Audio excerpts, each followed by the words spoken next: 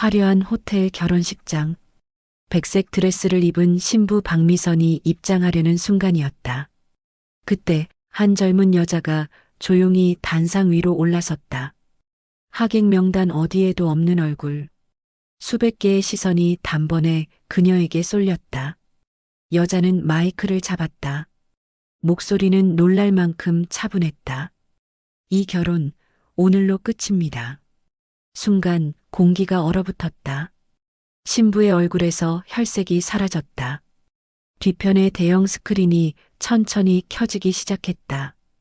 원래라면 축하 영상이 나와야 할 화면이었다. 하지만 화면이 완전히 밝아지기 직전 갑작스러운 암전. 하객석에서 술렁임이 터져 나왔다. 신부는 이미 모든 걸 알고 있다는 듯 한 발짝도 움직이지 못했다. 여자는 뒤돌아보지 않았다. 이 결혼식이 이미 끝났다는 걸 알고 있다는 듯이. 이 장면은 우연도 감정의 폭발도 아니었다. 이 결혼식은 누군가가 오래전부터 준비해온 마지막 무대였다. 시간을 돌려 석 달 전으로 돌아가 보자.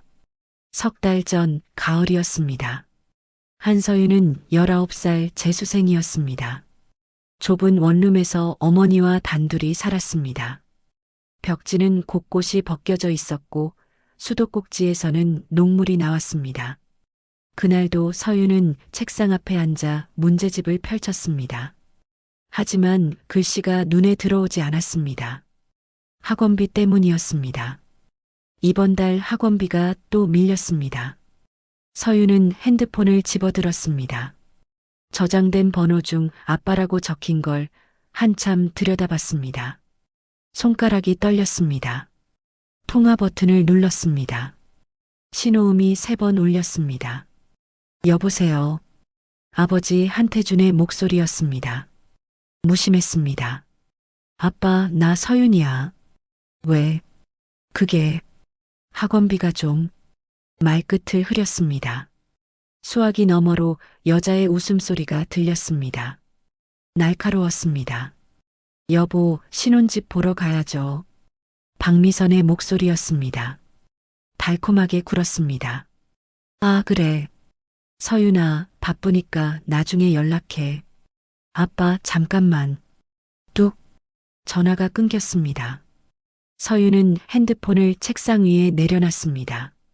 손이 떨렸습니다. 눈물이 날 것 같았지만 참았습니다.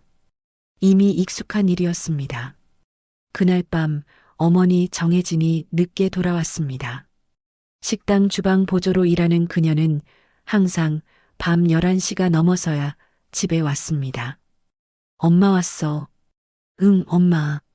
정혜진은 지친 얼굴로 방문을 열었습니다. 손에 봉지를 들고 있었습니다. 오늘 반찬 남은 거 싸왔어. 먹어. 엄마는? 난 먹었어. 너 먹어. 거짓말이었습니다. 서윤은 알고 있었습니다. 어머니는 점심도 거르고 일했다는 걸. 식사비를 아끼려고 그런다는 걸. 엄마 학원비는? 걱정 마. 엄마가 알아서 할게. 정혜진은 씁쓸하게 웃었습니다. 하지만 통장엔 돈이 없었습니다. 월세 내고 나면 남는 게 없었습니다. 다음 날 저녁 정혜진이 식당에서 쓰러졌습니다. 서윤에게 전화가 왔습니다. 급하게 병원으로 달려갔습니다. 응급실 침대에 누워있는 어머니를 봤습니다. 창백한 얼굴이었습니다. 과로십니다. 영양 상태도 안 좋고요. 푹 쉬셔야 합니다. 의사의 말이었습니다. 치료를 마친 뒤 서윤은 수납 창구 앞에 섰습니다.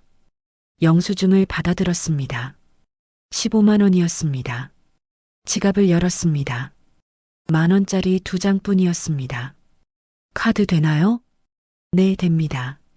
카드를 건넸습니다. 한도가 얼마 남지 않은 체크카드였습니다. 계산을 마치고 병원 복도에 섰습니다. 형광등 불빛이 차갑게 내려앉았습니다. 서윤은 주먹을 꽉 쥐었습니다. 그 순간 결심했습니다. 더 이상 기다리지 않겠다고. 더 이상 따르기를 포기하겠다고. 집으로 돌아온 밤 서유는 책상 서랍을 열었습니다. 오래된 수첩이 나왔습니다. 첫 페이지에 적힌 이름이 있었습니다. 박미선. 그날부터 서윤의 밤은 달라졌습니다. 밤 12시가 넘은 원룸이었습니다. 어머니는 방에서 깊이 잠들어 있었습니다. 주방일로 지친 몸은 침대에 닿자마자 스르르 잠에 빠져들었습니다. 서윤은 조용히 책상 앞에 앉았습니다. 책상 위엔 수험서들이 쌓여 있었습니다. 하지만 서윤이 펼친 건 수학 문제집이 아니었습니다. 노트북이었습니다. 파란 불빛이 얼굴을 비쳤습니다. 서윤의 눈빛이 차갑게 가라앉았습니다. 화면엔 여러 개의 폴더가 열려 있었습니다. 통화 기록, 회사 정보, 과거 기사, 인물관계도. 서윤은 마우스를 움직이며 파일들을 하나씩 열었습니다. 첫 번째 폴더, 통화 기록이었습니다. 아버지와 박미선의 통화 내역이 쭉 정리되어 있었습니다. 통화 시간, 빈도, 패턴까지 모두 기록되어 있었습니다. 서윤은 형광펜으로 특정 날짜들을 표시했습니다. 이날, 엄마 병원 간 날이야. 중얼거렸습니다. 그날 아버지는 박미선과 3시간 넘게 통화했었습니다. 어머니가 쓰러진 날이었습니다. 두 번째 폴더, 회사 정보였습니다. 아버지가 다니던 회사의 조직도가 나왔습니다. 격리부, 총무부, 영업부. 박미선은 격리부 소속이었습니다. 서윤은 메모장에 뭔가를 적었습니다. 격리부 마이너스 공금 접근 가능. 세 번째 폴더, 과거 기사였습니다. 오래된 기사 스크랩들이 저장되어 있었습니다. 제목이 눈에 들어왔습니다. 40대 남성, 산행 중 실족사. 날짜는 5년 전이었습니다. 서윤은 기사를 자세히 읽었습니다. 사망자의 이름이 적혀 있었습니다. 박재혁? 박미선의 전 남편이었습니다. 실족사. 서윤의 눈빛이 날카로워졌습니다. 뭔가 이상했습니다. 보험금 수령 기록도 함께 스크랩되어 있었습니다. 2억 원이었습니다. 너무 많았습니다. 의심스러웠습니다. 서윤은 네 번째 폴더를 열었습니다. 인물관계도였습니다. 복잡한 도표가 화면에 펼쳐졌습니다. 한태준을 중심으로 박미선, 회사 동료들, 친구들이 연결되어 있었습니다. 각 인물마다 메모가 달려 있었습니다. 최영민 마이너스 회사 동기, 술자리 자주함. 김선우 마이너스 박미선 친구, SNS 활동 활발. 서윤은 펜을 들고 도표에 선을 그었습니다. 연결고리들을 찾아냈습니다. 패턴이 보이기 시작했습니다. 시계를 봤습니다. 새벽 2시였습니다. 서윤은 인터넷 검색창을 열었습니다. 검색어를 입력했습니다. 보험금 사기 사례, 실족사 위장, 격리 횡령 수법. 기사들이 쏟아졌습니다. 서윤은 하나하나 읽으며 메모했습니다. 법률 용어들도 검색했습니다. 증거 능력, 증명 책임, 고소장 작성법. 누가 보면 법대생 같았습니다. 하지만 서윤은 그냥 재수생이었습니다. 독학으로 배우고 있었습니다. 새벽 4시가 되었습니다. 서윤은 노트북을 조용히 덮었습니다. 수험서를 펼쳤습니다. 어머니가 깨어날 시간이 다가왔습니다. 아침 6시 정혜진이 일어났습니다.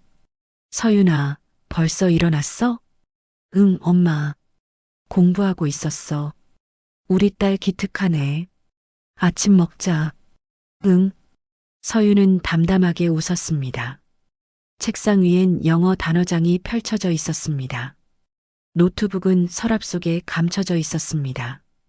겉으로는 평범한 재수생의 아침이었습니다. 하지만 서윤의 밤은 전혀 다른 시간이었습니다. 조용하지만 치밀한 준비가 계속되고 있었습니다. 일주일 뒤였습니다. 우편함에 하얀 봉투가 꽂혀 있었습니다. 서윤이 우편함을 열고 봉투를 꺼냈습니다. 고급스러운 종이였습니다. 결혼식 초대장이었습니다. 한태준, 박미선, 금박으로 새겨진 이름들이었습니다. 날짜와 장소가 적혀 있었습니다. 호텔 그랜드 볼룸이었습니다. 화려했습니다. 서윤은 초대장을 들고 집으로 들어왔습니다. 엄마, 왜? 정혜진이 부엌에서 고개를 돌렸습니다. 이거, 초대장을 내밀었습니다. 정혜진의 얼굴이 굳었습니다. 한참을 말없이 초대장을 내려다봤습니다. 그냥 버리자. 나 결혼식 갈게. 정혜진이 깜짝 놀라 서윤을 쳐다봤습니다. 뭐? 결혼식 갈 거야. 왜 가려고 하니? 서윤은 담담하게 대답했습니다. 그냥 아빠 얼굴이라도 보려고. 거짓말이었습니다. 하지만 정혜진은 알 수 없었습니다. 서윤아, 괜찮아, 엄마. 그냥 좀 보고 올게. 정혜진은 더 이상 말리지 못했습니다. 딸의 눈빛이 너무 차분했습니다. 사흘 뒤 서윤은 아버지 집으로 향했습니다. 손에는 작은 서류 봉투가 들려 있었습니다. 어머니가 아버지에게 보내는 이혼 서류 정정본이었습니다. 법원에서 요청한 것이었습니다. 고급 아파트 단지였습니다. 로비를 지나 엘리베이터를 탔습니다. 25층 버튼을 눌렀습니다. 초인종을 눌렀습니다. 문이 열렸습니다. 박미선이었습니다. 누구세요? 서윤이에요. 아빠 계세요? 박미선의 표정이 미묘하게 변했습니다. 반갑지 않다는 표정이었습니다. 아, 서윤이구나. 들어와. 냉랭한 목소리였습니다. 거실은 넓고 화려했습니다. 새 가구들이 배치되어 있었습니다. 명품 소파, 대형 TV, 값비싼 인테리어 소품들. 서윤이 사는 원룸과는 천지 차이였습니다. 아빠는 출근하셨어. 뭐 전할 거라도 있어? 이 서류 좀 전해주세요. 봉투를 내밀었습니다. 박미선이 받아들었습니다. 시큰둥했습니다. 그때 박미선의 시선이 현관 쪽으로 향했습니다. 명품 가방들이 줄지어 놓여 있었습니다. 새 것들이었습니다. 결혼 준비 때문에 바빠서 요즘 하객들 만나느라 정신없거든. 자랑하는 투였습니다. 서윤은 아무 말 없이 서 있었습니다. 박미선이 팔짱을 끼고 서윤을 위아래로 훑어봤습니다. 낡은 운동화, 바른 청바지, 오래된 점퍼. 서윤의 차림새였습니다. 재수생이잖아, 서윤이는. 네. 공부 열심히 해. 대학은 꼭 가야지. 말은 그렇게 했지만 눈빛은 차가웠습니다. 그런데 말이야. 박미선이 한 발 다가섰습니다. 요즘 자주 오는 것 같던데.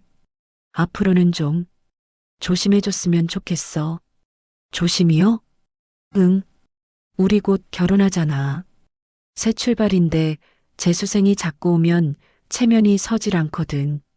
차갑게 웃었습니다. 내 아빠도 이제 새 인생 사는 거야. 너도 이해해줘야지. 알았지?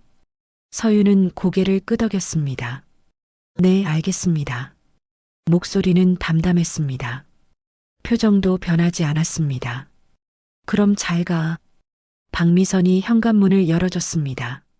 서윤은 조용히 밖으로 나왔습니다. 뒤에서 문이 닫히는 소리가 들렸습니다. 딸깍 자물쇠까지 잠그는 소리였습니다. 엘리베이터를 탔습니다. 문이 천천히 닫혔습니다. 그 순간 서윤의 표정이 완전히 굳었습니다. 입꼬리가 차갑게 내려갔습니다. 눈빛이 얼어붙었습니다. 주먹을 꽉 쥐었습니다. 엘리베이터가 내려가는 동안 서윤은 거울에 비친 자신을 봤습니다. 체면, 작게 중얼거렸습니다. 좋아. 엘리베이터가 1층에 도착했습니다. 문이 열렸습니다. 서윤은 밖으로 걸어 나왔습니다. 햇빛이 쏟아지는 거리였습니다. 하지만 서윤의 뒤에는 긴 그림자가 드리워져 있었습니다. 그날 밤부터 서윤의 준비는 더 빨라졌습니다. 이틀 뒤 끔찍한 일이 벌어졌습니다. 서윤은 평소처럼 노트북을 켰습니다. 증거 폴더를 열려고 했습니다. 하지만 화면에 이상한 메시지가 떴습니다. 파일을 찾을 수 없습니다. 심장이 쿵 내려앉았습니다. 다시 시도했습니다. 같은 메시지였습니다. 급하게 백업 폴더를 확인했습니다. 그것마저 사라져 있었습니다. 안 돼. 손이 떨렸습니다. 석 달 동안 모은 모든 자료였습니다.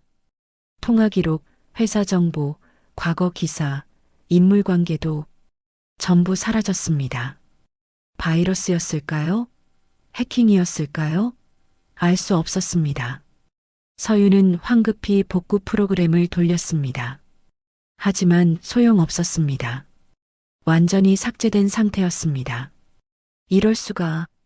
책상에 머리를 묻었습니다. 눈앞이 캄캄했습니다. 그때 전화벨이 울렸습니다. 어머니였습니다. 여보세요? 서윤아.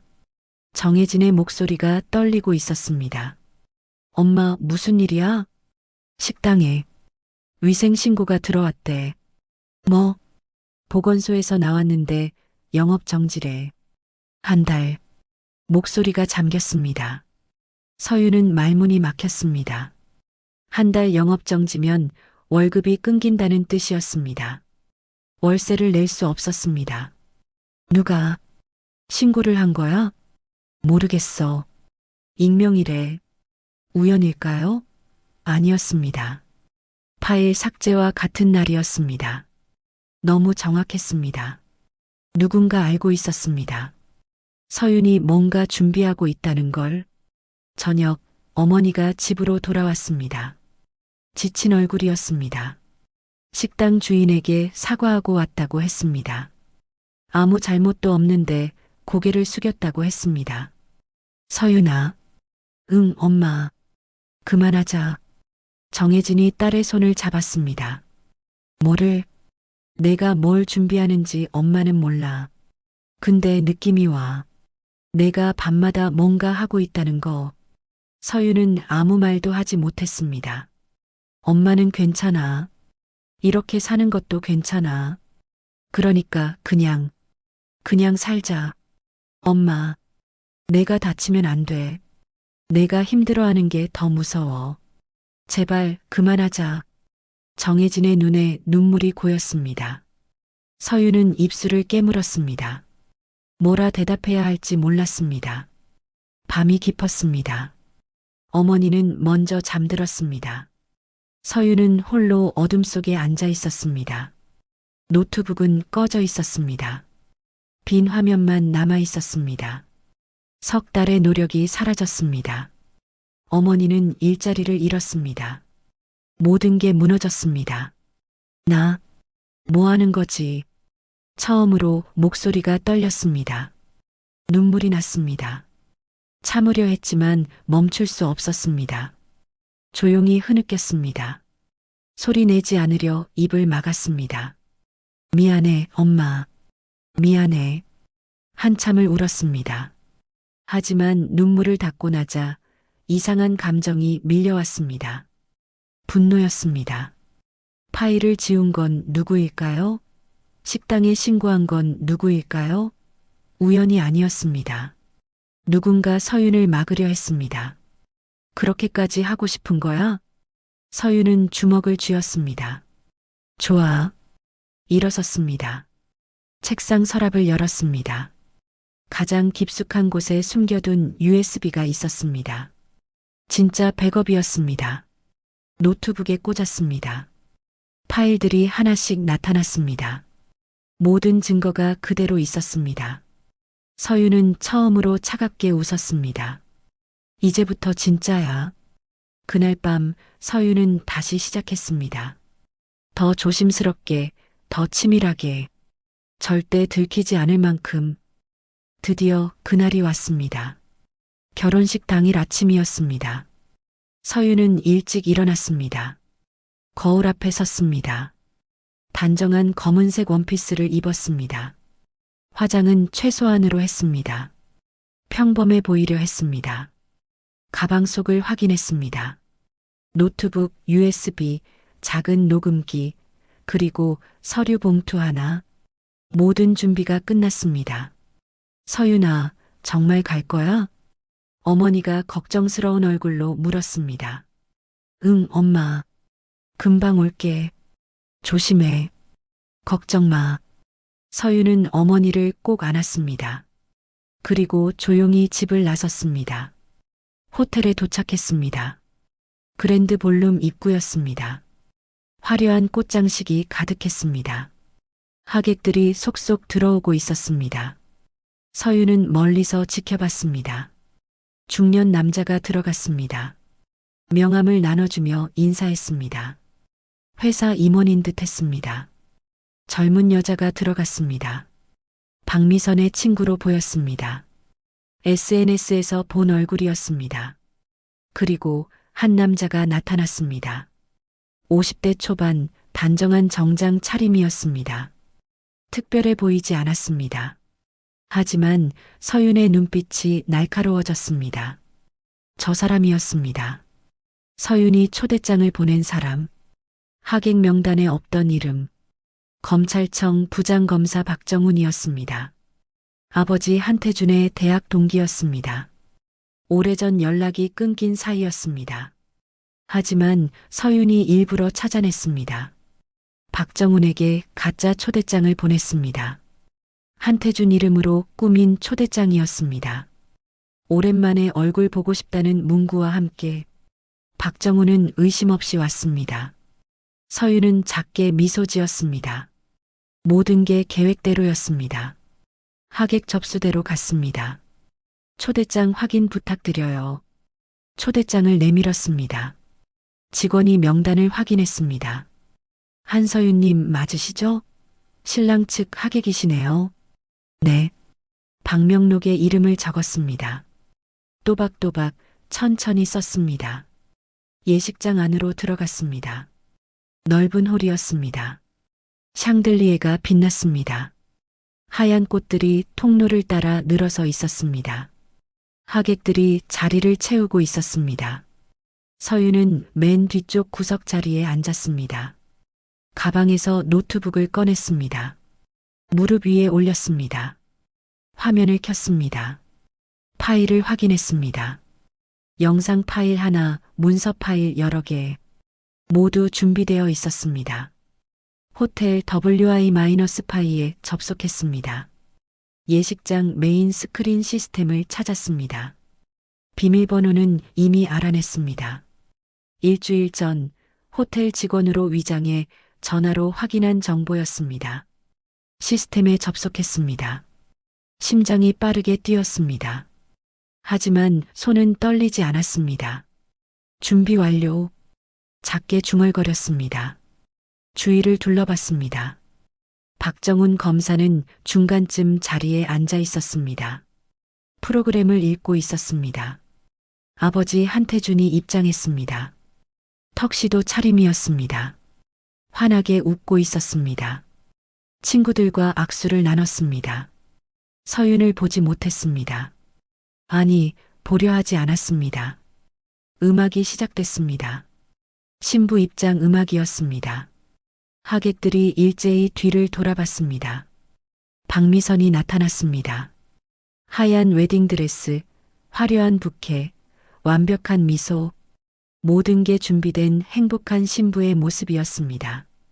천천히 걸어왔습니다. 통로를 따라 단상으로 향했습니다. 서윤은 조용히 일어섰습니다. 노트북을 들었습니다. 뒷문 쪽으로 천천히 이동했습니다. 아무도 눈치채지 못했습니다. 모두의 시선이 신부에게 쏠려 있었습니다. 단상 옆쪽 계단으로 올라갔습니다. 음향 부스가 있는 곳이었습니다. 직원이 한 명 서 있었습니다. 실례합니다. 직원이 깜짝 놀라 돌아봤습니다. 누구세요? 서윤은 담담하게 말했습니다. 마이크 좀 빌릴게요. 그리고 단상 위로 올라갔습니다. 모든 시선이 서윤에게 쏟아졌습니다. 박미선의 얼굴이 굳었습니다. 한태준이 눈을 크게 떴습니다. 서윤은 마이크를 잡았습니다. 차갑게 또박또박 말했습니다. 이 결혼 오늘로 끝입니다. 순간 예식장이 조용해졌습니다. 서윤의 손가락이 노트북 키보드 위로 향했습니다. 엔터키를 눌렀습니다. 대형 스크린이 켜지기 시작했습니다. 대형 스크린이 환하게 켜졌습니다. 처음엔 아무것도 보이지 않았습니다. 검은 화면뿐이었습니다. 하객들이 수군거리기 시작했습니다. 그때 음성이 흘러나왔습니다. 남자의 목소리였습니다. 한태준이었습니다. 미선아, 이번 달 회식비 전표 처리 어떻게 됐어? 여자의 목소리가 이어졌습니다. 박미선이었습니다. 걱정 마. 실제론 300만 원인데 600만 원으로 올렸어. 차액은 우리가 나눠 갖는 거지. 녹음 파일이었습니다. 하객석이 술렁이기 시작했습니다. 박미선의 얼굴이 새하얗게 질렸습니다. 이거 뭐야? 한태준이 단상에서 소리쳤습니다. 서윤은 아무 말 없이 서 있었습니다. 표정은 차갑게 굳어 있었습니다. 스크린에 영상이 나타났습니다. 카페였습니다. CCTV 화면이었습니다. 날짜가 찍혀 있었습니다. 3년 전이었습니다. 한태준과 박미선이 마주 앉아 있었습니다. 친밀하게 손을 잡았습니다. 입맞춤했습니다. 하객석에서 탄식이 터져 나왔습니다. 저게 뭐야? 불륜이잖아. 결혼한 사람이. 한태준의 친구들이 고개를 돌렸습니다. 박미선의 친구들이 얼굴을 찌푸렸습니다. 영상은 계속됐습니다. 이번엔 다른 장면이었습니다. 주차장이었습니다. 밤이었습니다. 한태준이 박미선에게 봉투를 건넸습니다. 두툼했습니다. 박미선이 받아들고 확인했습니다. 현금이었습니다. 이번 달치야. 수고했어. 목소리가 또렷하게 들렸습니다. 고마워, 오빠. 근데 이거 회사에서 들키면 어떡해? 괜찮아. 증거만 안 남기면 돼. 너만 조심하면 아무도 몰라. 회사 공금 횡령이었습니다. 하객석이 더욱 시끄러워졌습니다.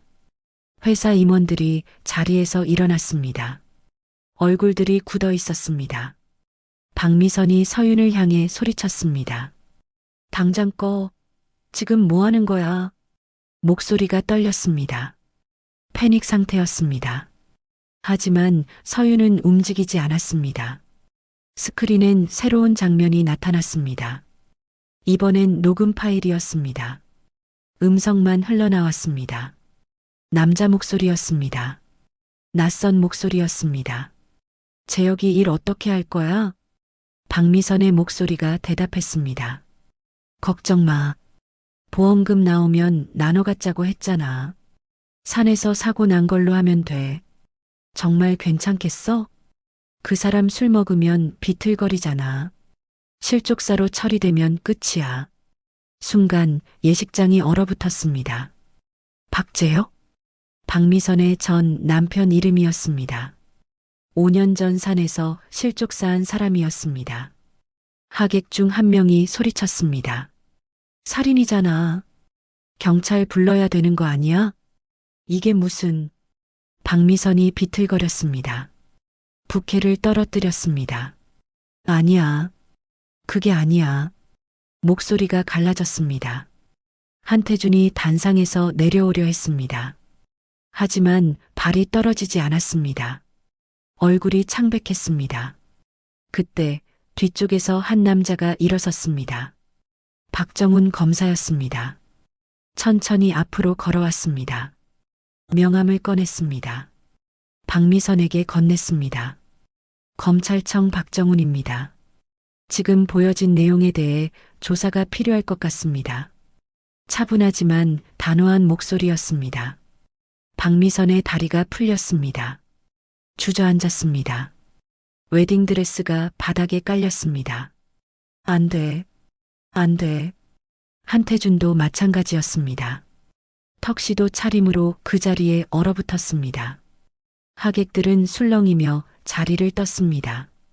핸드폰으로 사진을 찍었습니다. 영상을 녹화했습니다. 화려했던 결혼식장이 순식간에 아비규환이 되었습니다. 서윤은 여전히 단상 위에 서 있었습니다. 마이크를 내려놨습니다. 노트북을 닫았습니다. 그리고 조용히 천천히 단상에서 내려왔습니다. 아무도 서윤을 막지 못했습니다. 모두가 혼란에 빠져 있었습니다. 서윤은 예식장 출구로 향했습니다. 뒤를 돌아보지 않았습니다. 단 한 번도. 일주일이 지났습니다. 서윤은 집 앞 우편함을 열었습니다. 법원 봉투가 들어 있었습니다. 내용 증명이었습니다. 발신인은 박미선이었습니다. 수신인은 한서윤이었습니다. 명예훼손 및 업무방해로 민형사상 책임을 물을 것이며 법률 용어들이 빼곡했습니다.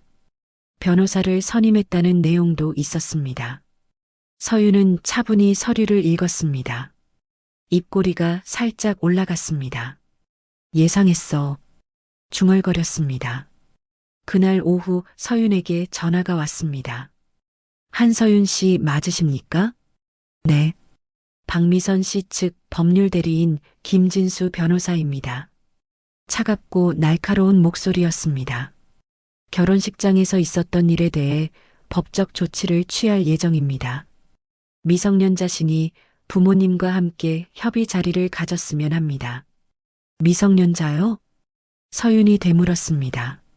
네, 19살이시지 않습니까? 재수생이시고. 아, 그거요. 서윤의 목소리가 차분해졌습니다. 변호사님, 제가 한 가지 정정할 게 있습니다. 뭡니까? 저 재수생 아닙니다. 잠시 침묵이 흘렀습니다. 무슨 말씀이십니까? 정확히 말하면 재수생인 적이 없습니다. 이미 대학 졸업했거든요. 뭐라고요? 변호사의 목소리가 당황으로 흔들렸습니다. 23살입니다. 성인이고요. 법학과 졸업했습니다. 지금은 법무법인 정안에서 법률사무 아르바이트 중입니다. 그럴 리가.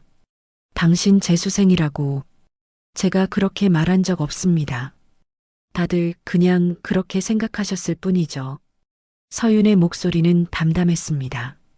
그리고 변호사님, 제가 수집한 모든 증거는 합법적입니다. 불법 촬영이나 녹음이 아닙니다. 합법적이라니. CCTV 영상은 해당 업소의 정식 요청에서 받았고 녹음 파일은 공공장소에서 이루어진 대화라 불법이 아닙니다. 통화 기록은 통신사에 정식 절차로 열람 신청했습니다. 서윤은 차근차근 설명했습니다. 회사 공금 횡령 정황은 내부 제보자의 협조를 받았고 보험금 관련 서류는 공공기록이라 누구나 열람 가능합니다. 모두 법의 테두리 안에서 수집했습니다. 변호사가 말문이 막혔습니다. 그리고 한 가지 더. 서윤이 덧붙였습니다. 명예훼손은 진실이어도 성립할 수 있습니다. 하지만 공익성이 인정되면 면책됩니다. 공금 횡령과 살인 의혹은 충분히 공익에 해당하죠. 소송 진행하시려면 하세요. 저도 변호사 선임할 수 있습니다. 제가 일하는 로펌에 훌륭하신 분들 많으십니다. 전화가 끊어졌습니다.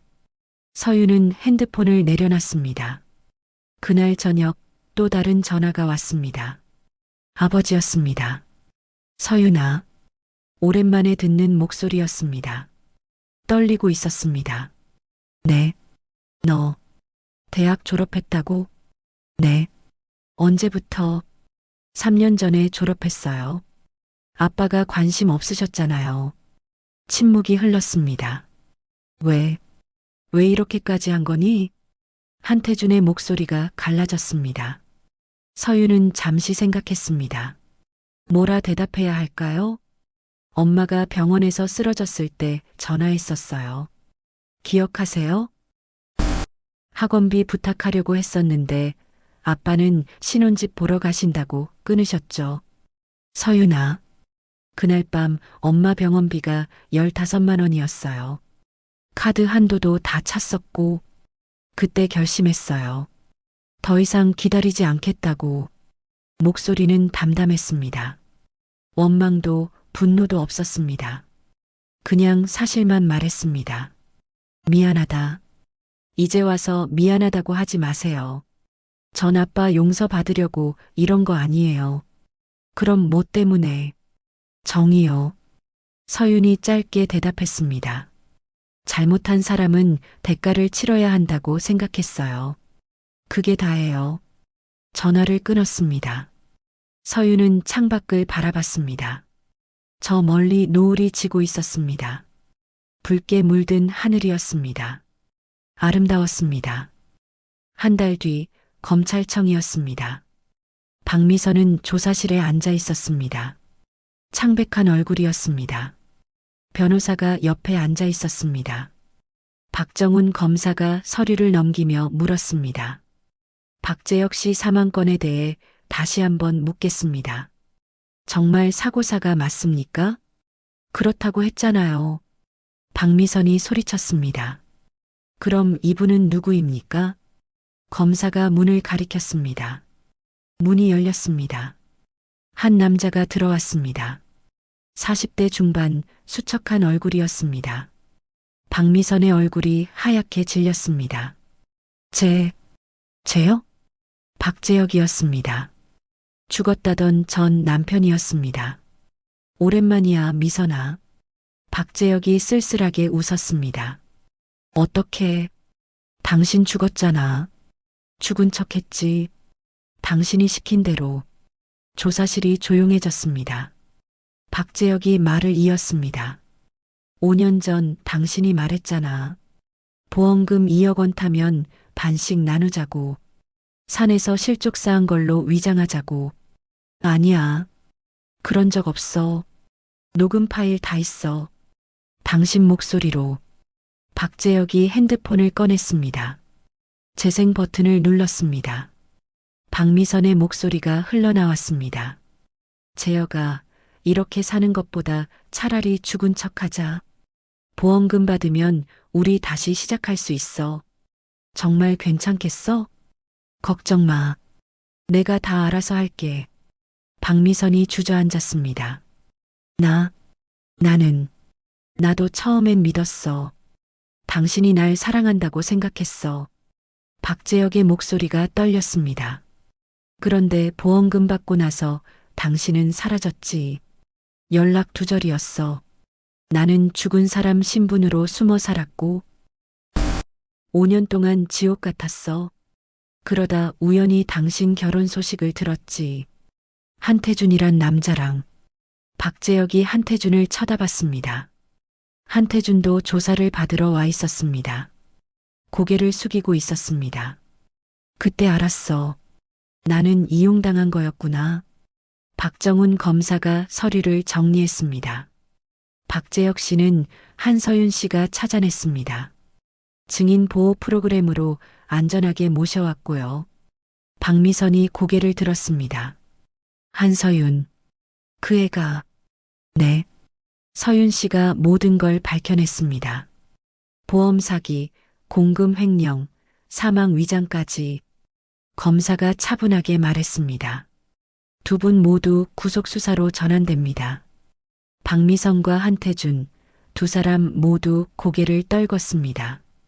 그로부터 석 달 뒤였습니다. 작은 식당이 문을 열었습니다. 혜진이네 김밥이라는 간판이 달렸습니다. 정혜진의 식당이었습니다. 재개업한 것이었습니다. 서윤이 어머니에게 앞치마를 묶어줬습니다. 엄마, 잘 어울려.